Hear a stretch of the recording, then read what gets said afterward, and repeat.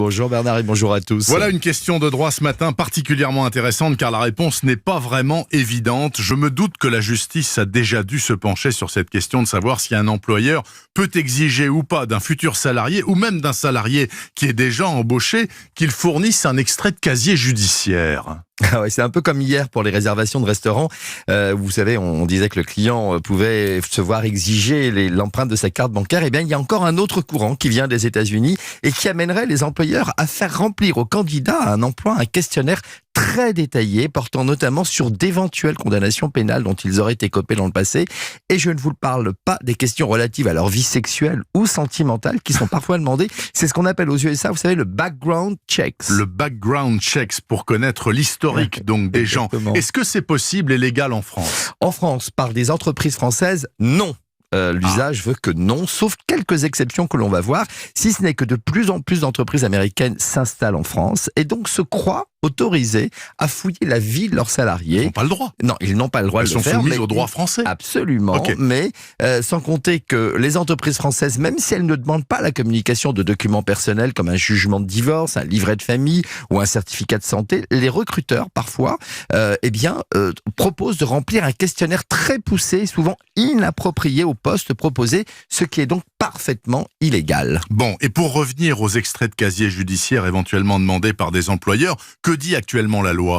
La demande de production d'un casier judiciaire, en l'occurrence le bulletin numéro 3, qui recense les éventuelles condamnations les plus graves, plus de 2 ans d'emprisonnement, peut être fait légalement puisqu'aucun texte ne le réfute. Mais attention, si le candidat accepte de le produire, l'employeur ne peut ni le conserver, ni en faire une copie.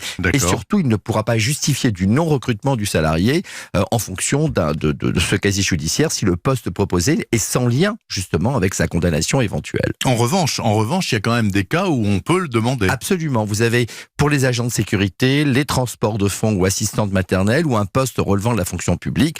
En ce cas, une condamnation portée sur ce fameux bulletin numéro 3 ou 2 pour l'administration pourrait être fatale au candidat. Ça se passe comment en pratique, Roland Pérez, pour obtenir un extrait de casier judiciaire ? L'employeur peut-il y avoir accès directement sans l'accord du salarié ? Non, pas du tout. Il faut que ce soit la personne qui est concernée qui doit en faire la demande. Il n'aurait d'ailleurs que ce bulletin numéro 3 qui retrace les condamnations les plus graves. On a un bulletin numéro 2 qui est réservé à l'administration et un bulletin numéro 1 qui est réservé à la justice où là, toutes les condamnations, même les plus minimes, y figurent. Alors, pour obtenir son casier, il faut effectuer soit une demande en ligne sur servicepublic.fr, soit par courrier au centre du traitement national qui est situé à Nantes. À Nantes. Et pour les salariés qui sont en poste, pas ceux qui sont en voie de recrutement, est-ce que le patron a le droit de demander un extrait de casier ? Non.